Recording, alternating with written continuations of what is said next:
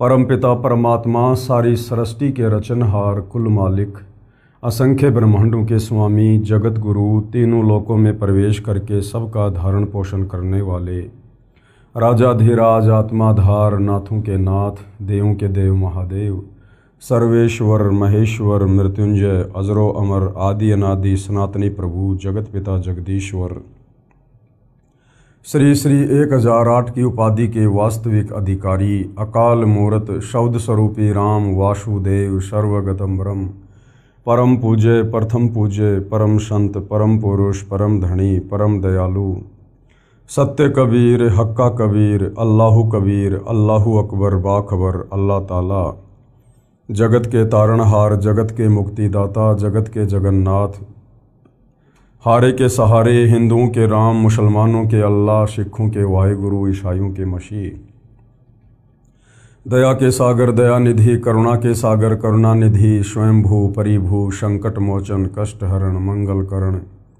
दुख भंजन अविगत कबीर निर्विकार निर्विषम परमात्मा अलय अलेख सतगुरु आदि अनादि सतगुरु असली मर्यादा पुरुषोत्तम असली राम असली कृष्ण असली घनश्याम असली मुरारी राजाओं के राजा महाराजाओं के महाराजा शहंशाहों के शहंशाह सम्राटों के सम्राट भगवानों के भगवान अल्लाहों के अल्लाह प्रभुओं के प्रभु मसीहों के मसीह सच्चे वाहिगुरु बाबाओं के बाबा पीरों के पीर सेठों के सेठ जगत सेठ सावड़सा सेठ सर्वगुण संपन्न अनंत कोटि कलाओं के स्वामी अनंत कोटि ब्रह्मांडों के नायक योगियों में महायोगी ध्यानियों में महाध्यानी सिद्धों में परम सिद्ध ज्ञानियों में तत्व ज्ञानी ब्रह्म ज्ञानी महाज्ञानी परम ज्ञानी सर्वश्रेष्ठ ज्ञानी विज्ञानी युवा कबीर समर्थ कबीर असमवात अमित ओजा सच्चे रहनुमा करीम अल्लाह सुभान अल्लाह दुनिया के अंतिम पैगंबर 8 सितंबर 1951 से गांव धनाना जिला सोनीपत हरियाणा भारतवर्ष की पावन भूमि पे प्रकट रियल कल्कि भगवान श्री नारायण साकार हरि श्री बाबा साहेब नूर अनंत परमात्मा सच्चे दरवेश सच्चे बाखबर संत शिरोमणि सतगुरु रामपाल जी परमेश्वर जी के चरण कमल में आप और हम सभी भाई बहनों का अनंत कोटि दंडवत प्रणाम। सत्साई भाई और बहनों, बहुत बड़ी दया बहुत बड़ी मेहर पूज्य गुरुदेव भगवान की परमेश्वर रामपाल जी की, जिनके शुभ आशीर्वाद से विशेष आशीर्वाद से उन्हीं के सत्संगों के संग्रह के ऊपर बन चुकी पवित्र आध्यात्मिक पुस्तक कबीर बड़ा या कृष्ण, इस पर वीडियो बनाने की श्रृंखला जारी है। इसी श्रृंखला में आज हमारा ये 16वें नंबर का वीडियो है। भाई और बहनों, इस पवित्र पुस्तक कबीर बड़ा या कृष्ण में विशेषकर हिंदू धर्म के चारों वेद पवित्र गीता जी और 18 पुराणों का ज्ञान समाहित है।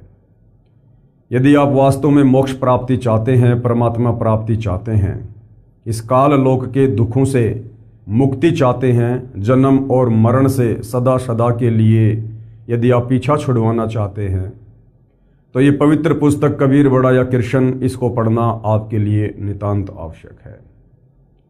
ये पुस्तक आपके जीवन की दिशा और दशा दोनों को बदल देगी। जिस परमेश्वर की प्राप्ति के लिए सतयुग त्रेता और द्वापर तक हमारे साधु संत महात्मा ऋषिजन और वर्तमान में भी परमात्मा चाहने वाली आत्माएं मंदिर में मस्जिद में चर्च में गुरुद्वारों में पर्वतों पर न जाने कहां कहां भटक रही हैं, परंतु परमात्मा का नामो निशान बताने वाला भी कोई उनको नहीं मिल रहा है। जबकि उस एक परमपिता परमेश्वर के विषय में जिसने सर्व की उत्पत्ति की है, सारे ब्रह्मांडों को रचा है, उनकी जानकारी हमारे ही पवित्र सदग्रंथों में विद्यमान है। लेकिन तत्व ज्ञान के अभाव में हमारे नादान धर्मगुरु हमें नहीं बता पा रहे हैं। वो सारा का सारा भेद, वो सारा का सारा रहस्य जो आज से पहले एक पहेली बना हुआ था, अब सतगुरु रामपाल जी परमेश्वर जी ने इन्हीं सदग्रंथों को खोल खोल के दिखा दिखा के उसको पहली कक्षा का कायदा बना दिया है। आज बच्चे बच्चे की जुबान पर है कि परमात्मा कौन है, परमात्मा कैसा है, परमात्मा कहाँ रहता है और परमात्मा कैसे मिलता है। तो भाई और बहनों, आप इस पवित्र पुस्तक को अवश्य पढ़िए और उसके बाद सतगुरु रामपाल जी से उपदेश प्राप्त करके अपनी आत्मा का कल्याण करवाएं। तो इस पवित्र पुस्तक पर हमारे जो वीडियो बनाने की श्रृंखला जारी है, उस श्रृंखला में जो विषय चल रहा है वो है जनता की अदालत में प्रश्नोत्तरी। यानी जनता की अदालत में जज खुद जनता है। मुकदमा है कबीर बड़ा या कृष्ण। एक तरफ श्री कृष्ण उर्फ विष्णु जी के वकील के रूप में सर्व हिंदू धर्म गुरु खड़े हैं, आचार्य शंकराचार्य खड़े हैं, तो दूसरी तरफ कबीर जी की ओर से कबीर जी के वकील परम पूज्य सतगुरु रामपाल जी खड़े हैं।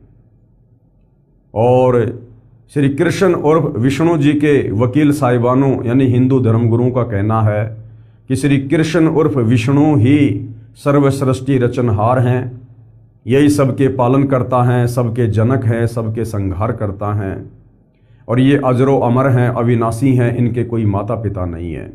जबकि कबीर जी के वकील सतगुरु रामपाल जी ने भरी अदालत में जनता के सामने उन्हें हिंदू धर्म ग्रंथों को दिखा दिखा कर ये साबित कर दिया, प्रमाणित कर दिया पवित्र गीता जी से और श्री देवी महापुराण से, शिव महापुराण से, कि ब्रह्मा विष्णु महेश ये तीनों भाई हैं और ये तीनों जन्मते और मरते हैं।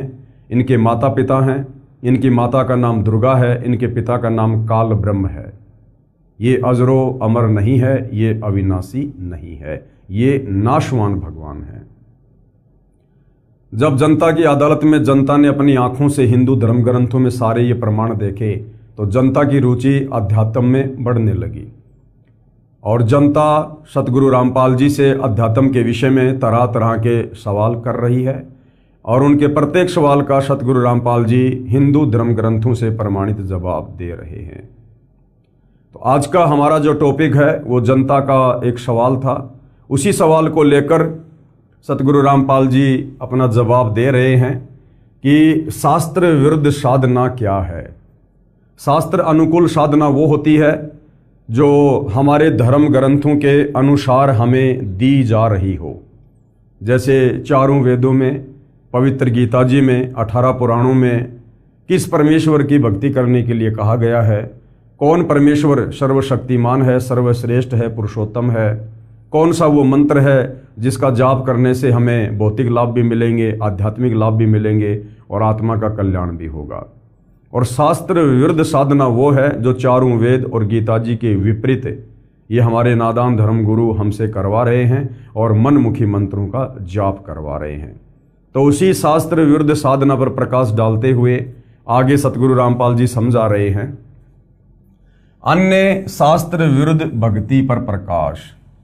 परमात्मा कबीर जी का शब्द पाखंड पूजा को लेकर, रे भोली सी दुनिया सतगुरु बिन कैसे सरिया, रे भोली सी दुनिया सतगुरु बिन कैसे सरिया। सतगुरु बिन कैसे सरिया यानी बिना सतगुरु के तेरी पार कैसे बसाएगी, तेरा काम कैसे बनेगा मोक्ष वाला। भाई अपने लला के बाल उतरावे देख कैंची ना लग जइया, अपने लला के बाल उतरावे कह कैंची ना लग जइया। एक बकरी का बच्चा लेके उसका गला कटैया, रे भोली सी दुनिया सतगुरु बिन कैसे सरिया, रे भोली सी दुनिया सतगुरु बिन कैसे सरिया। भाई काचा पाका भोजन बना के माता धोकने गैया, काचा पाका भोजन बना के माता धोकने गैया। इस मूर्ति पे कुत्ता मुत वो क्यों ना मर गैया, रे भोली सी दुनिया सतगुरु बिन कैसे सरिया, रे भोली सी दुनिया सतगुरु बिन कैसे सरिया।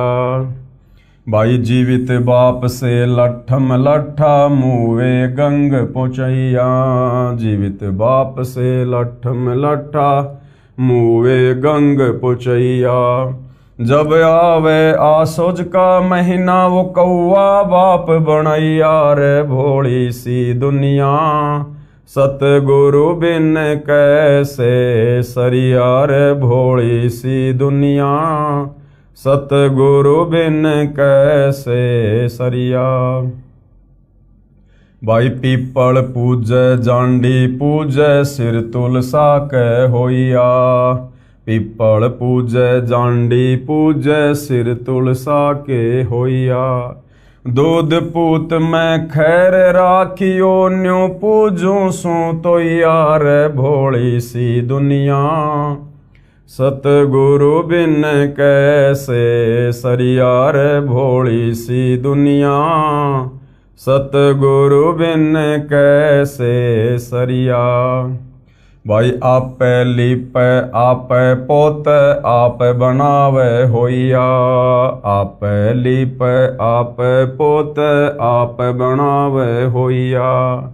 उससे भोंदू पोते मांगे अकल मूल से खोइया रे भोली सी दुनिया, सतगुरु बिन कैसे सरिया रे भोली सी दुनिया, सतगुरु बिन कैसे सरिया। पति शराबी घर नित ही करत बहुत लड़ैया, पति शराबी घर पर नित ही करत बहुत लड़ैया। पत्नी 16 शुक्र व्रत करत है देही नित तुड़वैया रे भोली सी दुनिया, सतगुरु बिन कैसे सरिया रे भोली सी दुनिया, सतगुरु बिन कैसे सरिया। तज पाखंड सतनाम लोलावे सोई भव सागर से तरिया, तज पाखंड सतनाम लोलावे सोई भव सागर से तरिया। कहें कबीर मिले गुरुपुरा शो परिवार उधरिया रे भोली सी दुनिया, सतगुरु बिन कैसे सरिया रे भोली सी दुनिया, सतगुरु बिन कैसे सरिया। अब आगे पूज्य गुरुदेव परमेश्वर रामपाल जी ने प्रत्येक वाणी का सरलार्थ करके समझाया है कि इन नादान धर्म गुरुओं ने किस प्रकार से समाज में शास्त्र विरुद्ध साधना के चलते पाखंड फैला रखा है। शब्दार्थ, परमेश्वर कबीर जी ने अंधश्रद्धा भक्ति करने वाले तत्व ज्ञानहीन जनता जनों को उनके द्वारा की जा रही शास्त्र विरुद्ध साधना यानी उपासना को तर्क करके लाभ रहित यानी व्यर्थ सिद्ध किया है और कहा है, हे भोली जनता, गुरु के बिना आपका कोई भी आध्यात्मिक कार्य नहीं सरेगा यानी सिद्ध नहीं होगा। और वाणी संख्या 1 में परमेश्वर जी ने क्या बताया, भाई अपने लला के बाल उतरावे कह कैची ना लग जइया, अपने लला के बाल उतरावे कह कैची ना लग जइया। एक बकरी का बच्चा लेके उसका गला कटैया रे भोली सी दुनिया, सतगुरु बिन कैसे सरिया रे भोली सी दुनिया, सतगुरु बिन कैसे सरिया। शास्त्र विधि त्याग कर मनमाना आचरण करने के लिए अज्ञानी गुरुओं द्वारा भ्रमित अंध श्रद्धालु माता अपने नवजात बच्चे को लेकर अपने इष्ट देव देवी के मंदिर में जाती है। आन उपासकों द्वारा बनाए शास्त्र विरुद्ध विधान अनुसार नवजात शिशु के सिर के प्रथम बार वाले बाल उतरवाती यानी कटवाती है। उन बालों को मंदिर में अपने इष्ट पर चढ़ाती है। ये मान रखा है कि इससे इष्ट देव या देवी प्रसन्न होते हैं तथा बच्चे की सदा रक्षा करते हैं। बाल काटने के लिए मंदिर में मेले के समय उपस्थित नाई के पास बाल कटवाने वालों की लाइन लगी होती है। नाई जल्दी जल्दी निपटाने के मकसद से तेजी से कैंची चलाता है। किसी किसी बच्चे को कैंची लग जाती है, बच्चा रोता है। अपने बच्चे के बाल कटवाने की बारी आते ही माता नाई को सतर्क करती है कि हे भाई नाई, ध्यान से कैंची चलाना, मेरे लला यानी बालक बेटे का कच्चा सिर है, कहीं कैंची ना लग जाए। बच्चे के कटे हुए बालों को कपड़े में बांधकर मंदिर में चढ़ा देती है। पुजारी उसको खोलकर एक खाली कट्टे में डालता रहता है और मेला समाप्त होने के बाद उन बालों को दूर कचरे के ढेर में डाल देता है। बाल मंदिर में चढ़ाने के पश्चात इष्ट को बकरे की बलि दी जाती है, जो पहले से ही अपने होने वाले बच्चे की खैर यानी रक्षा के लिए संकल्प की गई होती है। कबीर परमेश्वर जी ने इस विषय में सटीक तर्क देते हुए कहा कि हे अंधश्रद्धावान, कुछ तो विवेक कर। अपने बच्चे को तो कैंची लगने से भी बचाती है, उसकी रक्षा यानी उसकी खैर के लिए बकरी के बच्चे की गर्दन कटवाते समय कुछ भी दया नहीं आई। परमात्मा का विधान है कि जो पाप किया है, बकरे की बलि दी है, वह तो तेरे को भोगना ही पड़ेगा। वह पत्थर की देवी या देव कुछ भी मदद ना तेरी ना तेरे बच्चे की कर सकती है, जो आपको भ्रम है। मासा घटे न तिल बदे, विधाता लिखे जो लेख, साचा सतगुरु मेट कर ऊपर मार दे मेख। परमपिता परमेश्वर कबीर साहिब जी ने कर्मों के अनुसार जिस आत्मा का जैसा भी प्रारब्ध बना दिया है, उसमें एक तिल के दाने जितनी ना तो बढ़ोतरी हो सकती है और ना ही राई के दाने के जितना कुछ जो है वो कम हो सकता है। कुछ नहीं कर सकते ना ब्रह्मा विष्णु महेश, ना दुर्गा, ना काल, ना अन्य कोई देवी देवता। चेंज हो सकता है कब? जब वही कबीर परमात्मा जिसने वो प्रारब्ध बनाया है, जिसने वो भाग्य लिखा है, जब वही कबीर परमेश्वर धरती पर तत्वदर्शी संत के रूप में प्रकट होते हैं और यदि उनके ज्ञान को समझकर हम उनकी शरण में जाकर मर्यादा में रहकर भक्ति करते हैं, तो हमारे भाग्य में लिखी मौत को भी वो परमेश्वर टाल देगा, क्योंकि वो सर्वशक्तिमान है, वो समर्थ है। इसलिए कहते हैं मासा घटे न तिल बदे, विधाता लिखे जो लेख, पर साचा सतगुरु मेट कर ऊपर मार दे मेख। तो इन नादान धर्मगुरुओं के बहकावे में आकर कि अपनी इष्ट देवी या देव के धाम पर जाकर बाल कटवाने से या कोई बलि चढ़ाने से आपके बच्चे की रक्षा होगी, उसका भविष्य सुधर जाएगा, ऐसा कुछ भी नहीं है। जो उसके भाग्य में है वो उसको मिलना ही मिलना है, बल्कि उसने तो बकरी का बच्चा बलि चढ़ाकर और ज्यादा अपने कर्म बिगाड़ लिए, पाप कर्म मोल ले लिए। गुरुदेव कह रहे हैं विचार करें, यदि वहां उस मंदिर में वास्तव में देवी या देव होता और आप उसके घर में बाल डालते, तो इसी बात पर आपसे नाराज होकर दंड देते। देवी देवता सभ्य और शाकाहारी नेक प्रवृत्ति के होते हैं, वे कभी मांस, मदिरा तथा अन्य नशीली वस्तुओं का सेवन नहीं करते। पुजारी उन बालों को फेंक देते हैं, क्या वे बाल बैंक में जमा करवाने के योग्य होते हैं? आप अपने बच्चों के बाल स्वयं ही किसी नाई से कटवा दो, किसी मंदिर में ले जाकर अपने कर्म व धन तथा वक्त को नष्ट ना करो। पूर्ण गुरु से शिक्षा लो यानी आध्यात्मिक ज्ञान सुनो तथा दीक्षा लो यानी गुरु बनाकर शास्त्र वर्णित साधना करके पापों से मुक्ति पाओ तथा मोक्ष कराओ। और वह पूर्ण गुरु, वह तत्वदर्शी गुरु आज वर्तमान में धरती पर सतगुरु रामपाल जी हैं। इनकी शरण में आकर ही आप अपने भाग्य में लिखे कर्मों से भी बच सकते हो और अपने जीवन को सुखी बना सकते हो। आगे क्या बताया परमेश्वर जी ने? भाई काचा पाका भोजन बना के माता धोकने गैया, काचा पाका भोजन बना के माता धोकने गैया।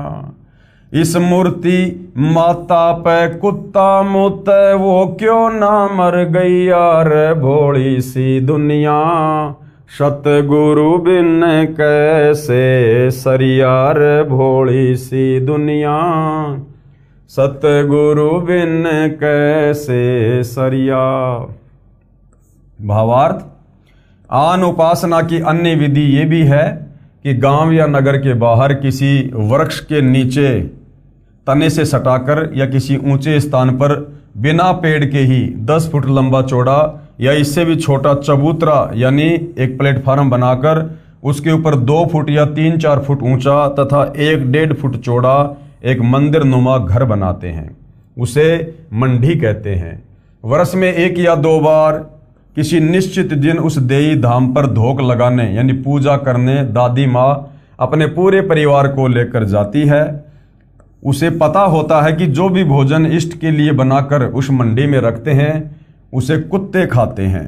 वह बुढ़िया अपनी पुत्र वधू से कहती है कि बेटी, आज माता की धोख लगाने मंडी पर चलना है, उसके लिए मीठा दलिया या पूड़े गुलगुले बना ले। पुत्र वधू माता का भोग तैयार करने लग जाती है। देर तो लगती ही है, उधर से खेत या मजदूरी के लिए जाने का समय भी हो जाता है। बुढ़िया कहती है कि बेटी, काचा पक्का बना दे, जल्दी कर, कुत्तों ने ही तो खाना है।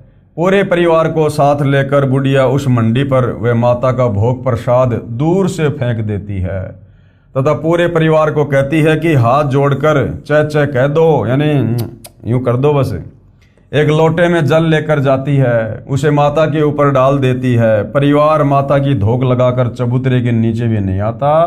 उसी समय कुत्ते जो वहीं पर भोग लगाने के लिए बेताब यानी उतावले खड़े होते हैं, माता की मंडी के उस प्लेटफार्म पर चढ़कर प्रथम तो माता का भोग चट करते हैं और चलते समय उस माता पर पेशाब कर देते हैं, उस पत्थर के ऊपर पेशाब कर देते हैं। परमेश्वर कबीर जी ने इस विषय पर तर्क दिया है कि हे भोली अंधभक्ति करने वाली जनता, विचार कर, जिस मंडी वाली देवी माता की आप पूजा इसलिए करती हो कि यह मंडी में उपस्थित देवी हमारे परिवार की तथा खेती और पशुधन की रक्षा करती है। यदि उस मंडी में देवी उपस्थित होती तो उसके भोजन को कुत्ता खा गया, उसके ऊपर मूत्र की धार लगा गया। वह कुत्ता तेरी पत्थर की माता ने मारा क्यों नहीं? यदि आप भोजन कर रहे हो और कोई कुत्ता आकर आपके भोजन को खाने लगे तो आप उसको डंडे लाठी से मारोगे। यदि आपके ऊपर मूत दे तो उसकी हड्डी पसली एक कर दो। परंतु आपकी पूज्य देवी तो बहुत विवश है या उसे अधरंग लगा है, उसे भक्ति लाभ की झूठी आशा त्याग कर पूर्ण गुरु से शास्त्र विधि अनुसार सत्य भक्ति की दीक्षा व शिक्षा अर्थात ज्ञान लेकर अपना तथा परिवार का कल्याण करवाओ। अब भाई और बहनों, ये जो बातें हैं परमात्मा सांसारिक लोगों को सांसारिक तरीके से समझा रहे हैं कि यदि आप भोजन कर रहे हो, कोई कुत्ता या बिल्ली आ गया, आपकी थाली में मुंह मार दिया, तो आप उसको डंडे से मारोगे, उसकी हड्डी पसली एक कर दोगे। ये बातें आप और हमारे लिए नहीं है। हम तत्वदर्शी संत की शरण में हैं। हमें परमेश्वर ने सृष्टि रचना का ज्ञान बता दिया है, सभी जीव आत्माओं की स्थिति बता दी है कि जीव आत्मा चाहे गधे के शरीर में है, चाहे बिल्ली के शरीर में है, चाहे कुत्ते के शरीर में है, चाहे हम इंसानों के शरीर में है, हम सब एक परमपिता परमेश्वर कबीर साहिब के बच्चे हैं। और शतलोक में हमने जो गलती की थी उसकी सजा हम यहाँ पर लक 84 में भोग रहे हैं। अब यदि भाई और बहनों, मान लीजिए हम भगत भाई बहन खाना खा रहे हैं और गलती से या जैसे भी कोई कुत्ता या बिल्ली आकर मुंह मार देता है, तो हमने उसको लाठी डंडों से पीटना नहीं है, हमने उसकी हड्डी पसली एक नहीं करनी है। वो भोजन यदि कुत्ता या बिल्ली ने झूठा कर दिया है, वो भोजन हम प्यार से साइड में उसके लिए रख देंगे, क्योंकि वो भी भूखा है, तभी तो उसने आकर ऐसी हरकत की है। और परमात्मा कहते हैं, कहे कबीर पुकार के दोए बात लख ले, एक साहिब की बंदगी और भूखों को कछु दे। आपके दरबार पर यदि भूखा कोई इंसान आ जाए, चाहे कोई जानवर आ जाए, अपनी श्रद्धा के अनुसार, अपनी स्थिति के अनुसार उसको अवश्य कुछ खाने पीने के लिए देना चाहिए। आगे परमेश्वर पाखंड पूजा को समझाते हुए कह रहे हैं, श्राद्ध पिंडदान करें या ना करें।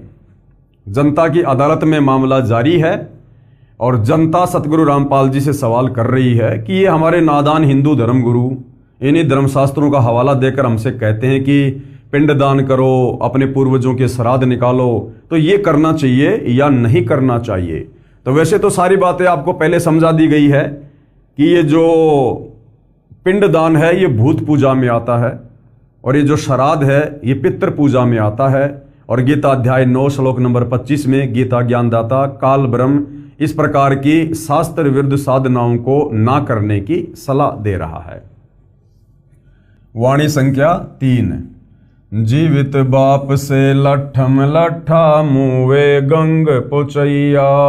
जीवित बाप से लठम लठा मुवे गंग पोचैया। जब आवे आशोज का महीना वो कौआ बाप बनैया। रे भोली सी दुनिया सतगुरु बिन कैसे सरियार भोली सी दुनिया, सतगुरु बिन कैसे सरिया। क्या कह रहे हैं परमात्मा? भावार्थ, परमेश्वर कबीर जी ने लोकवेद यानी दंत कथा के आधार से चल रही पितर तथा भूत पूजा पर शास्त्रोक्त अपना तर्क दिया है। कहा है कि शास्त्रोक्त अध्यात्म ज्ञान के अभाव से बेटे अपने पिता से किसी न किसी बात पर विरोध करते हैं। पिताजी अपने अनुभव के आधार से बेटे से अपने व्यवसाय में टोका टाकी कर देते हैं।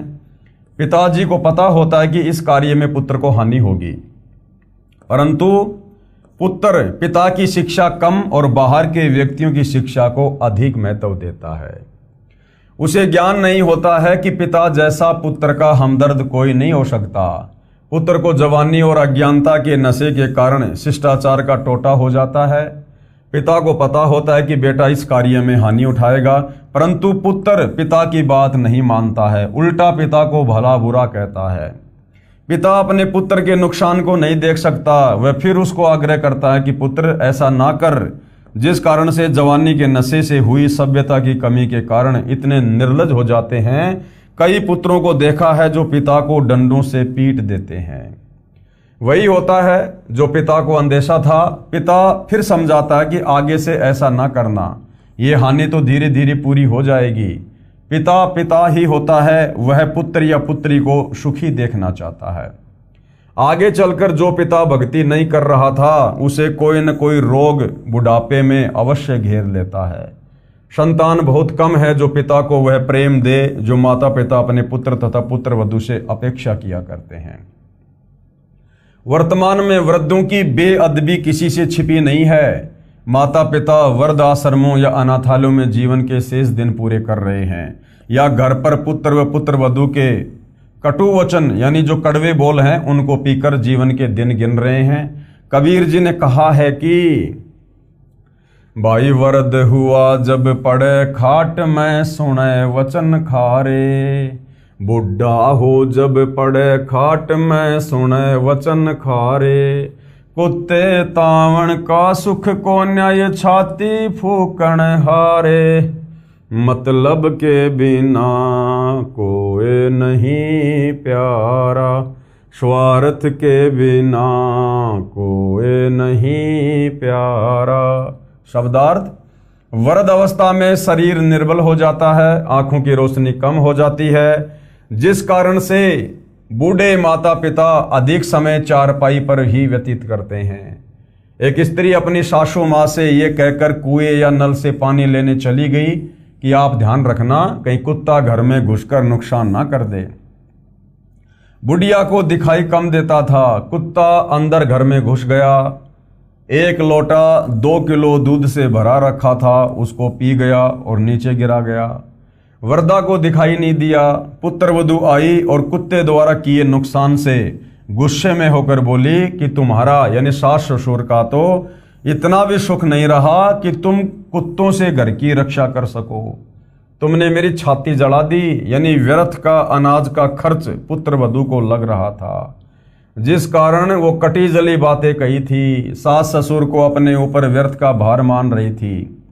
कबीर जी ने बताया है कि ये दशा उन व्यक्तियों की होती है जो परमात्मा को कभी याद नहीं करते, जो गुरु धारण करके सत्य भक्ति नहीं करते। अंत में बुढ़ापे में उनकी ऐसी हालत होती है, उनको इन कष्टों का, इन कटु वचनों का सामना करना पड़ता है। अब वाणी संख्या 3 का शब्दार्थ पूरा करता हूं। अंधश्रद्धा भक्ति वाले जब तक माता पिता जीवित रहते हैं तब तक तो उनको प्यार व सम्मान के साथ कपड़ा रोटी भी नहीं देते। क्या कहा परमेश्वर ने? भाई जीवित बाप के लठम लठा और मरने के बाद उसको गंगा जी में मुँहे गंग पहुंचैया, और जब आवे आशोज का महीना वो कौआ बाप बनाया।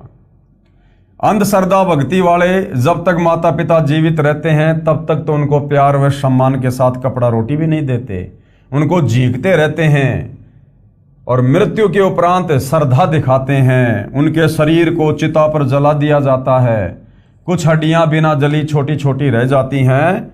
शास्त्र नेत्रहीन गुरुओं से भ्रमित पुत्र उन अस्थियों को उठाकर हरिद्वार में हर की पौड़ियों पर अपने कुल के पुरोहित के पास ले जाता है। उस पुरोहित द्वारा शास्त्र विरुद्ध साधना के आधार से मनमाना आचरण करके उन अस्थियों को पवित्र गंगा दरिया में प्रवाह किया जाता है। जो धनराशि पुरोहित मांगे खुशी खुशी दे देता है। कारण ये होता है कि कहीं पिता या माता मृत्यु के उपरांत भूत बनकर घर में न आ जाएं। इसलिए उनकी गति करवाने के लिए कुल गुरु पंडित जी को मुंह मांगी धनराशि देते हैं कि पक्का काम कर देना।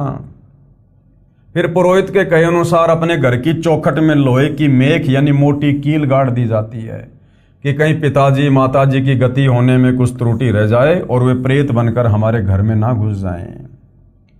कबीर परमेश्वर जी ने बताया कि जीवित पिता को तो समय पर टूक रोटी भी नहीं दिया, उसका अपमान करता है, सभी नहीं ज्यादातर लोग, और मृत्यु के पश्चात उसको पवित्र दरिया में यानी गंगा जी में बहाकर आता है। कितना खर्चा करता है। अपने माता पिता की जीवित रहते प्यार से सेवा करो, उनकी आत्मा को प्रसन्न करो। उनकी वास्तविक श्रद्धा सेवा तो ये है। कबीर जी जो स्पष्ट करना चाहते हैं कि आध्यात्मिक ज्ञान ना होने के कारण अंधश्रद्धा भक्ति के आधार से सर्व हिंदू समाज अपना अनमोल जीवन नष्ट कर रहा है। जैसे मृत्यु के उपरांत अपने पिताजी की अस्थियां गंगा दरिया में पुरोहित द्वारा क्रिया करवाकर पिता की गति करवाई। फिर 13वीं या 17वीं यानी मृत्यु के 13 दिन बाद की जाने वाली क्रिया को 13वीं कहा जाता है। 17 दिन बाद की जाने वाली लोकवेद धार्मिक क्रिया 17वीं कहलाती है, और महीने बाद की जाने वाली महीना क्रिया तथा 6 महीने बाद की जाने वाली 6 माही तथा 1 वर्ष के बाद की जाने वाली बरसी क्रिया जिसको वर्षोद्धि भी कहा जाता है। लोकवेद यानी दंत कथा बताने वाले गुरुजन उपरोक्त सब क्रियाएं करने को कहते हैं। ये सभी क्रियाएं मृतक की गति के मकसद से करवाई जाती हैं।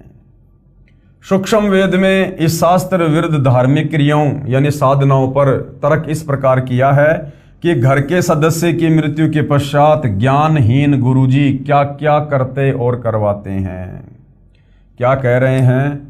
कुल परिवार तेरा कुटुंब कबीला और मसलत एक ठराई, बांध पिंजड़ी ऊपर धर लिया और मरगट में ले जाई। अग्नि लगा दिया जद लंबा फूंक दिया उस ठाही, पुराण उठा फिर पंडित आए और पीछे गरुड़ पढ़ाई। प्रेत शिला पर जा विराजे पितरों पिंड भराई, और बहुर श्राद्ध खाने को आए काग भये कलमाही। जय सतगुरु की संगति करते ये सकल कर्म कट जाई, और अमरपुरी पर आसन होता जहां धूप ना छाई।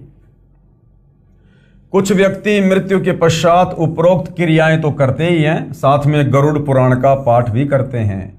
परमेश्वर कबीर जी ने सूक्ष्म वेद यानी तत्व ज्ञान की वाणी में स्पष्ट किया है कि लोक वेद यानी दंत कथा के आधार से ज्ञानहीन गुरुजन मृतक की आत्मा की शांति के लिए गरुड़ पुराण का पाठ करते हैं। गरुड़ पुराण में एक विशेष प्रकरण है कि जो व्यक्ति धर्म कर्म ठीक से नहीं करता तथा पाप करके धन उपार्जन करता है, मृत्यु के उपरांत उसको यम के दूत घसीट कर ले जाते हैं। तांबे की धरती गर्म होती है, नंगे पैरों उसे ले जाते हैं, उसे बहुत पीड़ा देते हैं, और जो शुभ कर्म करके गए होते हैं वे स्वर्ग में हलवा खीर आदि भोजन खाते दिखाई देते हैं। उस धर्म कर्महीन व्यक्ति को भूखा प्यासा रखते हैं, उसको भूख प्यास सताती है। वह कहता है कि भूख लगी है, भोजन खाऊंगा। यमदूत उसको पीटते हैं और कहते हैं कि ये भोजन खाने के कर्म तो नहीं कर रखे, चल तुझे धर्मराज के पास ले चलते हैं, जैसा तेरे लिए आदेश होगा वैसा ही करेंगे। धर्मराज उसके कर्मों का लेखा देखकर कहता है कि इसे नरक में डालो, या प्रेत व पितृ वृक्ष या पशु पक्षियों की योनि दी जाती है। पितर योनि भूत प्रजाति की श्रेष्ठ योनि है। यमलोक में भूखे प्यासे रहते हैं, उनकी तृप्ति के लिए श्राद्ध निकालने की प्रथा शास्त्र विरुद्ध मनमाने आचरण के तहत शुरू की गई है। कहा जाता है कि 1 वर्ष में जब आशोज का महीना आता है तो भादवे महीने की पूर्णमासी से आशोज महीने की अमावस्या तक 16 श्राद्ध किए जाएं। जिस तिथि को जिसके परिवार के सदस्य की मृत्यु होती है उस दिन वर्ष में 1 दिन श्राद्ध किया जाए, ब्राह्मणों को भोजन करवाया जाए, जिस कारण से यमलोक में पितरों के पास भोजन पहुंच जाता है। वे 1 वर्ष तक तृप्त रहते हैं। कुछ भ्रमित करने वाले गुरुजन ये भी कहते हैं कि श्राद्ध के 16 दिनों में यमराज उन पितरों को नीचे पृथ्वी पर आने की अनुमति देता है। पितर यमलोक यानी नरक से आकर श्राद्ध के दिन भोजन करते हैं, हमें दिखाई नहीं देते या हम पहचान नहीं सकते। भ्रमित करने वाले गुरुजन अपने द्वारा बताई शास्त्र विरुद्ध साधना की सत्यता के लिए इस प्रकार के उदाहरण देते हैं कि रामायण में एक प्रकरण लिखा है कि वनवास के दिनों में श्राद्ध का समय आया तो सीता जी ने भी श्राद्ध किया और भोजन खाते समय सीता जी को श्री रामचंद्र जी पिता दशरथ सहित रघुकुल के कई दादा परदादा दिखाई दिए। उन्हें देखकर सीता जी को शर्म आई, इसलिए मुख पर पर्दा यानी घूंघट कर लिया। अब क्या समझा रहे हैं गुरुदेव? विचार करो पाठक जनों, श्री रामचंद्र जी के सर्व वंशज प्रेत और पितर बने हैं तो अन्य सामान्य नागरिक भी वही क्रियाएं कर रहे हैं। वे भी नरक में पितर बनकर पितरों के पास जाएंगे। इस कारण ये शास्त्र विधि विरुद्ध साधना है जो पूरा हिंदू समाज कर रहा है। श्रीमद् भगवद गीता के अध्याय 9 का श्लोक 25 भी यही कहता है कि जो पितर पूजा यानी श्राद्ध आदि करते हैं वे मोक्ष प्राप्त नहीं कर पाते, वे यमलोक में अपने पितरों को प्राप्त होते हैं। जो भूत पूजा अस्थियां उठाकर पुरोहित द्वारा पूजा कराकर गंगा में बहाना 13वीं 17वीं महीना 6 माही वर्षी आदि आदि करते हैं, वे प्रेत बनकर गया स्थान पर प्रेत शिला पर बैठे होते हैं। कुछ व्यक्तियों को धर्मराज जी कर्म अनुसार पशु पक्षी वृक्ष आदि के शरीरों में भेज देता है। परमात्मा कबीर जी समझाना चाहते हैं कि हे भोले प्राणी, गरुड़ पुराण का पाठ उसे मृत्यु से पहले सुनाना चाहिए था ताकि वह परमात्मा के विधान को समझकर पाप कर्मों से बचता, पूर्ण गुरु से दीक्षा लेकर अपना मोक्ष करता, जिस कारण से वह न प्रेत बनता, न पितर बनता, न पशु पक्षी आदि आदि के शरीरों में कष्ट उठाता और मृत्यु के पश्चात गरुड़ पुराण के पाठ का कोई लाभ नहीं मिलता।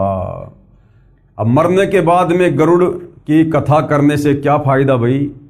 जो व्यक्ति मर गया उसने जैसे धर्म कर्म किए, जैसी पाखंड पूजा की, वो तो उसकी गठरी बांध कर ले गया। अब उसे तो धर्मराज नरक में डालेगा या लक 84 में डालेगा, वो तो आगे की प्रोसीजर है। अब पीछे से हम उसके 12वीं में 13वीं में उसके जितने भी दिन करते हैं उन दिनों में हम गरुड़ की कथा कर रहे हैं, गरुड़ का पाठ सुना रहे हैं उसकी मुक्ति के लिए। अब उस गरुड़ पाठ की कथा से मुक्ति का कोई संबंध नहीं है किसी भी प्रकार का। जो कर्म उसने किए थे वो अपने कर्मों की गठरी लेकर ऊपर जा चुका है, तो ये भी एक पाखंड पूजा है। सूक्ष्म वेद तत्व ज्ञान में तथा चारों वेदों ऋग्वेद, यजुर्वेद, सामवेद तथा अर्थर्वेद तथा इन चारों वेदों के सारांश गीता में स्पष्ट किया है कि उपरोक्त आन उपासना नहीं करनी चाहिए, क्योंकि ये शास्त्रों में वर्णित ना होने से मनमाना आचरण है, जो गीता अध्याय 16 श्लोक 23-24 में व्यर्थ बताया है। शास्त्रोक्त साधना करने का आदेश दिया है। सर्व हिंदू समाज उपरोक्त आन उपासना करते हैं जिससे भक्ति की सफलता नहीं होती, जिस कारण से नरकगामी होते हैं तथा प्रेत पितर पशु पक्षी आदि के शरीरों में मां कष्ट उठाते हैं। अब कबीर जी के वकील सतगुरु रामपाल जी जनता की अदालत में क्या कह रहे हैं? कबीर जी के वकील यानी लेखक का उद्देश्य किसी की साधना की आलोचना करना नहीं है। कोई ये सोचे भाई सतगुरु रामपाल जी हमारे श्राद्ध निकालने वाली, 12वीं करने वाली, 13वीं करने वाली, ये गरुड़ पुराण वाली इन साधनाओं की निंदा कर रहे हैं, ऐसा कुछ भी नहीं है। अपितु आप जी को सत्य साधना का ज्ञान करवाकर इन कष्टों से बचाना है। प्रसंग चल रहा है कि जो शास्त्र विरुद्ध साधना करते हैं उनके साथ महा धोखा हो रहा है। बताया है कि मृतक की गति यानी मोक्ष के लिए पहले तो अस्थियां उठाकर गुरुजी के द्वारा पूजा करवाकर गंगा दरिया में प्रवाहित की और बताया गया कि इसकी गति हो गई।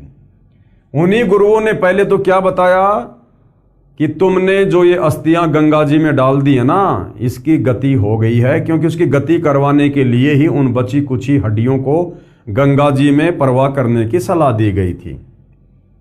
फिर उसके बाद क्या कहते हैं? उसके पश्चात 13वीं 17वीं महीना 6 माही बरसी आदि आदि क्रियाएं उसकी गति करवाने के लिए करवाई। ठीक है, उसके बाद पिंडदान किया, वो भी गति करवाने के लिए।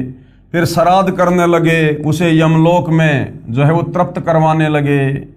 श्राद्धों में गुरुजी भोजन बनाकर सर्वप्रथम कुछ भोजन छत पर रखता है, कौवा उस भोजन को खाता है। पुरोहित जी कहता है कि देख तेरा पिता कौवा बनकर भोजन खा रहा है। कौवे के भोग लगने से श्राद्ध की सफलता बताते हैं। अब गुरुदेव के कहने का मतलब है कि नादानों, सारी क्रिया जो तुमने करवाई साल भर तक उसकी गति के लिए करवाई, कि उसकी गति हो गई, अब वो दुखी नहीं होगा, वो स्वर्ग में आराम से ठाठ करेगा। और अंत में कह रहा कि देखो देखो कौवे ने भोग लगा लिया, तेरा पिता कौवा बन गया। अरे कौवा बनना ये गति का संकेत है क्या? ये तो दुर्गति का संकेत है कि वो पशु योनि में गया, वो पक्षी योनि में गया, वो लक 84 में चला गया। आज कौवा बना तो कल को गधा बनेगा, शुअर बनेगा, कुत्ता भी बनेगा वो। तो इस प्रकार से भाइयों और बहनों, शास्त्र विरुद्ध साधकों ने विशेषकर हिंदू समाज को अध्यात्म से दूर किया हुआ है। परमेश्वर कबीर जी ने यही भ्रम तोड़ा है और कहा है कि आपके तत्व ज्ञान नेत्रहीन अंधे धर्मगुरुओं ने अपने धर्म के शास्त्रों को ठीक से नहीं समझ रखा। आप जी को लोकवेद यानी दंत कथा के आधार से मनमानी साधना करवाकर आप जी का जीवन नष्ट कर रहे हैं। कबीर जी ने कहा है कि विचार करो, उपरोक्त अनेक पूजाएं कराई मृतक पिता की गति कराने के लिए और अंत में कौवा बनाकर दम लिया। अब श्राद्धों का आनंद गुरुजी ले रहे हैं, वे गुरुजी भी नरक तथा पशु पक्षियों की योनियों को प्राप्त होंगे।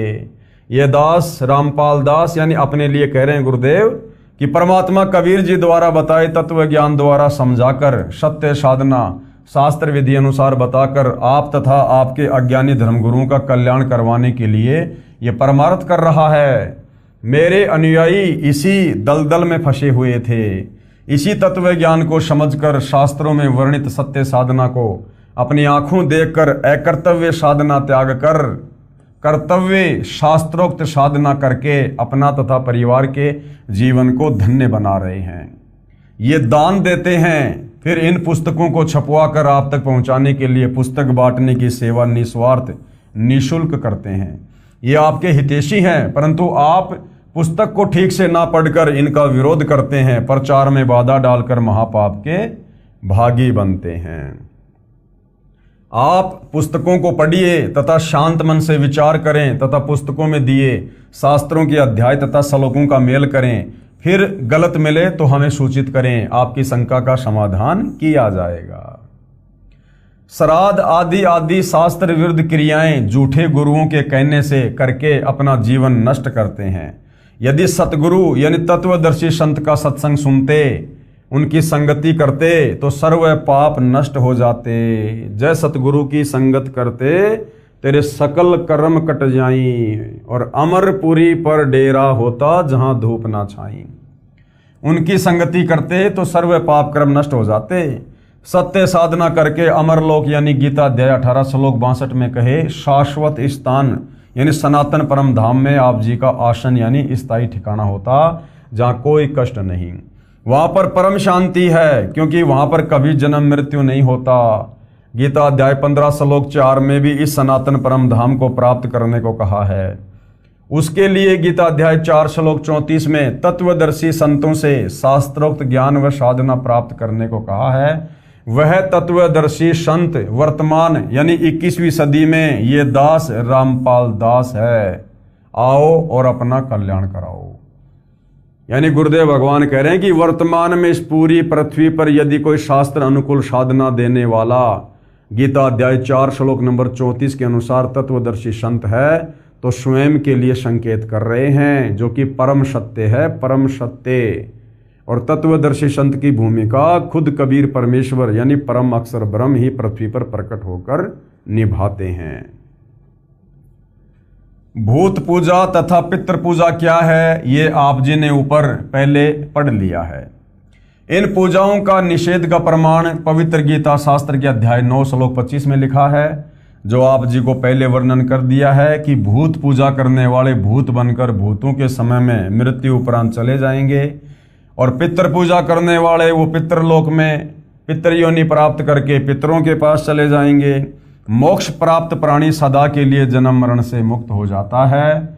और भाई इन घटिया साधनाओं से जो हमारे ये ज्ञानहीन अज्ञानी धर्मगुरु समाज में दे रहे हैं, इस प्रकार की शास्त्र विरुद्ध साधना से कभी भी जन्म मरण का रोग समाप्त नहीं हो सकता। उसके लिए वही सतगुरु रामपाल जी यानी तत्वदर्शी संत की शरण में आकर आपने भक्ति करनी पड़ेगी। प्रेत यानी भूत पूजा तथा पितर पूजा उस परमेश्वर की पूजा नहीं है, इसलिए गीता शास्त्र अनुसार व्यर्थ है। वेदों में भूत पूजा व पितर पूजा यानी श्राद्ध आदि कर्मकांड को मूर्खों का कार्य बताया है। पवित्र मार्कंडे पुराण में इसका प्रमाण है। हमने पहले भी ये रुचि ऋषि की कथा पढ़ी थी, फिर से पढ़ेंगे। श्राद्ध पिंडदान के प्रति रुचि ऋषि का वेद मत। मार्कंडे पुराण में रोचे ऋषि के जन्म की कथा आती है। एक रुचि ऋषि था, वह ब्रह्मचर्य का पालन करते हुए वेदों अनुसार साधना करता था, विवाह नहीं करवाया था। रुचि ऋषि के पिता, दादा, परदादा तथा तीसरे दादा सब पितर यानी भूत योनि में भूखे प्यासे भटक रहे थे। जिस समय रुचि ऋषि की आयु 40 वर्ष थी, तब उन चारों ने रुचि ऋषि को दर्शन दिए तथा कहा कि बेटा, आपने विवाह क्यों नहीं किया? विवाह करके हमारे श्राद्ध करना। रुचि ऋषि ने कहा कि हे पितामहों, वेद में इस श्राद्ध पिंडोतक आदि कर्मों को अविद्या कहा है, यानी मूर्खों का कार्य कहा है। रुचि ऋषि ने कहा कि हे मेरे पूर्वजों, ये श्राद्ध वगैरह निकालना, पिंडदान करना, वेदों में इसको अविद्या यानी मूर्खों का कार्य कहा है, मूर्खों का कार्य। फिर आप मुझे इस कार्य को करने को क्यों कह रहे हो? उन पितरों ने भी माना और कहा कि यह बात सत्य है कि श्राद्ध आदि कर्म को वेदों में अविद्या अर्थात मूर्खों का कार्य ही कहा है। फिर उन पितरों ने वेद विरुद्ध ज्ञान बताकर, क्योंकि वो भूखे मर रहे थे, उन्होंने वेदों के विरुद्ध ज्ञान बताकर रुचि ऋषि को भ्रमित कर दिया, क्योंकि मोह भी अज्ञान की जड़ है। रुचि ने विवाह करवाया, फिर श्राद्ध पिंडोदक क्रियाएं करके अपना जन्म भी नष्ट किया। मार्कंडे पुराण के प्रकरण से सिद्ध हुआ कि वेदों में तथा वेदों के ही संक्षिप्त रूप गीता में श्राद्ध और पिंड आदि भूत पूजा के इन कर्म कांडों को निषेध बताया है, नहीं करना चाहिए। उन मूर्ख ऋषियों ने अपने पुत्र को भी श्राद्ध करने के लिए विवश किया। उसने विवाह कराया, उससे रोचे ऋषि का जन्म हुआ और बेटा भी पाप का भागी बना लिया। रुचि ऋषि भी ब्राह्मण थे, उन्होंने वेदों को कुछ ठीक से समझा था। अपनी आत्मा के कल्याणार्थ शास्त्र विरुद्ध सर्व मनमाना आचरण त्याग कर शास्त्रोक्त केवल एक ब्रह्म की भक्ति कर रहा था। जो उसके पिता तथा उसके पहले 3 दादाजी शास्त्र विधि त्याग कर यही कर्म कांड करते और करवाते थे, जिसका परिणाम गीता अध्याय 9 श्लोक 25 वाला ही होना था कि पितर पूजने वाले पितरों को प्राप्त होंगे, और वही हुआ। अब वर्तमान की शिक्षित जनता को अंधश्रद्धा भक्ति त्याग कर विवेक से काम लेकर गीता अध्याय 16 श्लोक 24 में कहे आदेश का पालन करना चाहिए। और गीता अध्याय 16 श्लोक 24 में क्या बताया है कि अर्जुन, कर्तव्य और अकर्तव्य की स्थिति में, कर्तव्य यानी कौन से भक्ति कर्म करने चाहिए और अकर्तव्य यानी कौन से भक्ति कर्म नहीं करने चाहिए, केवल शास्त्र ही प्रमाण है। यानी वेदों में और गीता जी में और 5वें वेद सूक्ष्म वेद में परमेश्वर की प्राप्ति की जो विधि है, मोक्ष प्राप्ति की जो साधना है, केवल वही करनी चाहिए। शास्त्रों के बताए अनुसार ही भक्ति साधना करनी चाहिए। और चारों वेद ये सनातनी ग्रंथ हैं, पूरे विश्व के मानव समाज के लिए हैं। चारों वेदों का सार पवित्र गीता जी है, और पवित्र गीता जी साफ साफ कह रही है अध्याय 4 श्लोक नंबर 34 कि सबसे पहले तो तत्वदर्शी संत की खोज करो। यानी बिना पूर्ण गुरु के, बिना सतगुरु के भक्ति शुरू नहीं होती है। सतगुरु भी पूर्ण होना चाहिए। आजकल गांव-गांव, नगर-नगर में लोग सतगुरु की उपाधि लेकर बैठे हुए हैं, जो सत्य के निकट भी नहीं है। तो गीता अध्याय 4 श्लोक 34 में जिस तत्वदर्शी संत का वर्णन है, सबसे पहले उसकी खोज करो।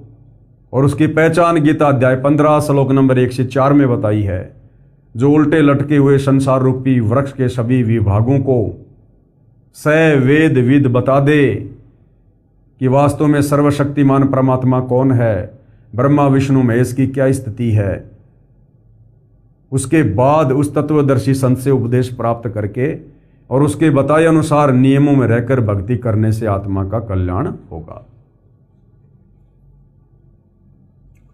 अब वर्तमान की शिक्षित जनता को अंधश्रद्धा भक्ति त्याग कर विवेक से काम लेकर गीता अध्याय 16 श्लोक 24 में कहे आदेश का पालन करना चाहिए, जिसमें कहा है कि इससे तेरे लिए अर्जुन शास्त्र ही प्रमाण है। यानी जो शास्त्रों में करने को कहा है वही करें, जो शास्त्रों में प्रमाणित नहीं है उसे त्याग दें। गीता में परमात्मा का बताया विधान है तथा पुराणों में ऋषियों का अनुभव है। यदि पुराणों में श्राद्ध आदि कर्मकांड करने को लिखा है तो वह गीता विरुद्ध होने से अमान्य है। उदाहरण दिया जा रहा है, एक व्यक्ति की दोस्ती थानेदार से थी। एक दिन उस व्यक्ति ने अपने मित्र दरोगा को बताया कि मेरे को मेरे गांव का एक दबंग व्यक्ति परेशान करता रहता है। दरोगा ने कहा कि उसको लठ मार, मैं आप निपट लूंगा, कोई मुकदमा नहीं बनने दूंगा। उस व्यक्ति ने दरोगा के आदेश अनुसार गांव के उस व्यक्ति को लठ मारा जो सिर में लगा और व्यक्ति की मृत्यु हो गई। हत्या का मुकदमा दरोगा के मित्र पर बना। उस क्षेत्र के थाने का प्रभारी होने के कारण उसी दरोगा मित्र ने मुकदमा बनाया और हत्या के कारण उसको मृत्यु दंड दिया।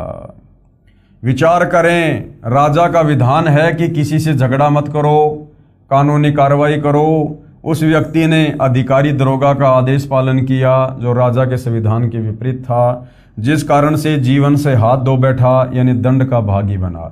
इसी प्रकार ऋषियों या इन पितरों का श्राद्ध करने, पिंडदान आदि करने को कहने का आदेश परमात्मा के शास्त्रोक्त विधान के विरुद्ध है। उसका पालन करने से परमात्मा का विधान भंग होने के कारण मोक्ष के स्थान पर भूत पितर पशु पक्षियों के शरीर धारण करके अनेकों कष्ट उठाते हैं। कहने का मतलब है जो सत्य साधना चारों वेदों में है और चारों वेदों का सार है पवित्र गीता जी, तो पवित्र गीता जी हमें जिस भक्ति साधना को करने की सलाह दे रही है, हमने उसी आधार से भक्ति साधना करनी चाहिए। बाकी ये श्राद्ध निकालना, ये पिंड भरना, 12वीं करना, 13वीं करना, समाधि पूजना, हड्डियों को गंगा जी में डाल के आना, ये जितने भी प्रकार के ये कर्मकांड हैं, ये सब के सब हमारे इन ऋषियों के अपने मनमुखी भक्ति कार्य हैं।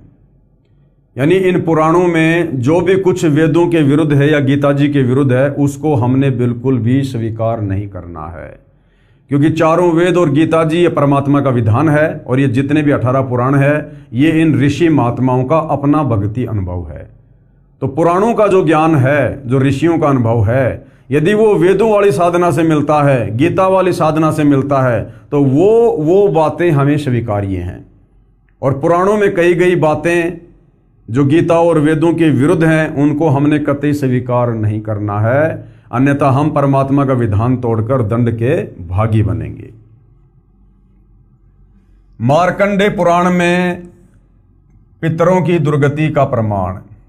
जिंदा महात्मा अर्थात परमेश्वर ने धर्मदास जी से कहा, आज से 650 साल पहले जब कबीर परमेश्वर बनारस के काशी में लहरतारा तालाब पर कमल के विकसित फूल पर प्रकट हुए और लीला करते हुए बड़े हुए, आगे चलकर उन्होंने एक अच्छी आत्मा आदरणीय धर्मदास जी को अपनी शरण में लिया और धर्मदास जी को परमेश्वर ने काफ़ी कुछ ज्ञान समझाया।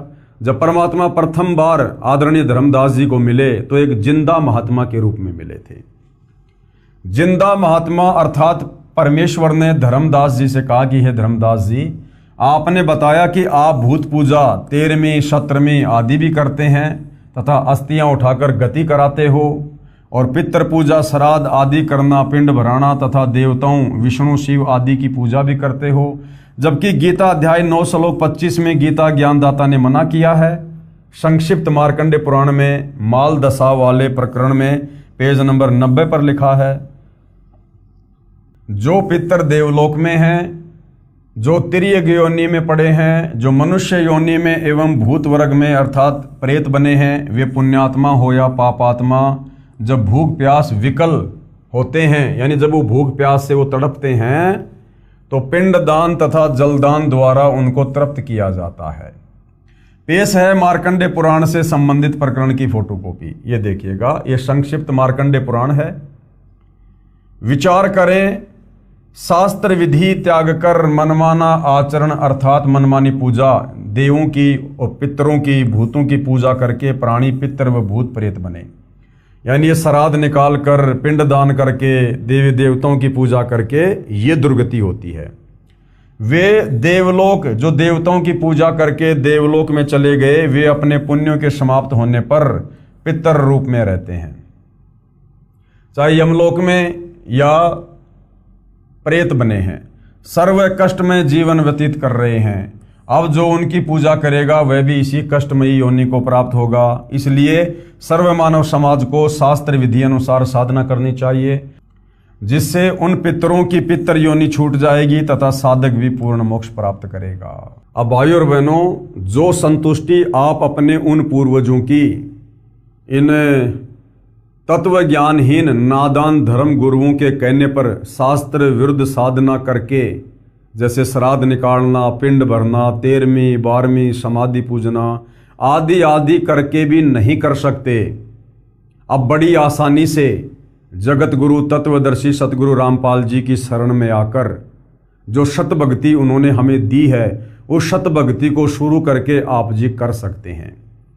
यानी जब हम तत्वदर्शी संत से तत्व ज्ञान लेकर और शास्त्र अनुकूल साधना करना शुरू कर देते हैं, तो उस भक्ति का इतना बड़ा तेज है, उसका प्रताप है कि हमारे जो पूर्वज, हमारी जो पिछली 7 पीढ़ियां हैं, उन 7 पीढ़ियों तक के हमारे पूर्वज जो शास्त्र विरुद्ध साधना करने के चलते आज वर्तमान में उन भूत और उन प्रेत योनियों में कष्ट उठा रहे हैं, भूख प्यास से तड़प रहे हैं, या अन्य लक 84 योनियों में अपना कर्म भोग रहे हैं।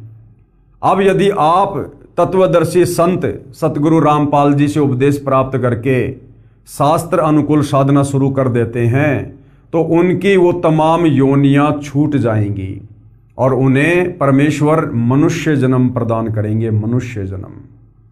और मनुष्य जन्म में परमेश्वर फिर उनको अपनी शरण में लेंगे और उनको भी परमात्मा शास्त्र अनुकूल साधना पर लगा देंगे।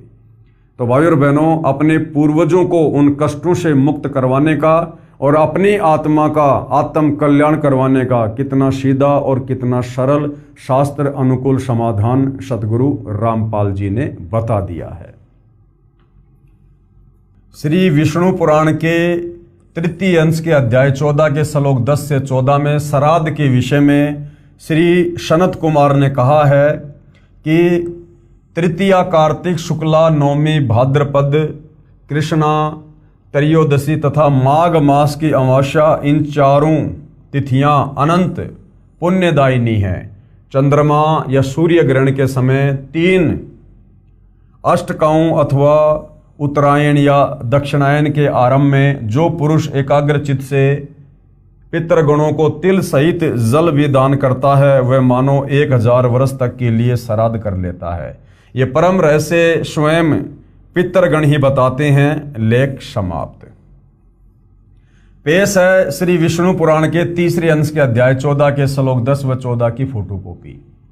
यानी हम इन नादान धर्म गुरुओं के कहने से साल में 16 दिन जो श्राद्ध वगैरह निकालते हैं, इससे अच्छा तरीका श्राद्ध निकालने का श्री विष्णु पुराण में बताया गया है।